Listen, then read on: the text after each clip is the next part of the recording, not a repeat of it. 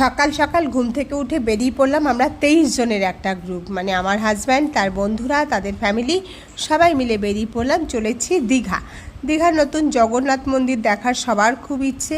আমার এই গরমে একদমই আসার ইচ্ছে ছিল না, কিন্তু সবার উদ্যোগে চলেই এলাম। আর এখানে রাস্তায় কোলাঘাটে দাঁড়িয়ে চা খেলাম, ঘুগনি মুড়ি খেলাম, আর কেউ কেউ আবার ডিম টোস্ট খেয়ে তারপরে এখানে কিছুক্ষণ দাঁড়িয়ে ছবি তোলা। আর আমি দেখছিলাম এখানে কত জবা ফুলের চাষ হয়েছে, পেছন দিকটা পুরো জবা ফুলের গাছে ভর্তি। আর এখানটায় সবাই একটু ছবি তুললো, কারণ কি এখানটার পরিবেশটা ভালো ছিল।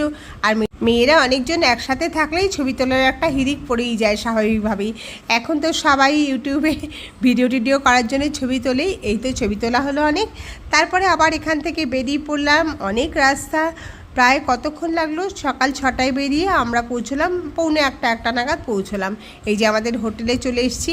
আমি একটু চারপাশের ছবি তুলে নিয়েছিলাম, দেখলাম হোটেলের চারপাশে। এখান থেকে সি বিচটা বেশ দূরে।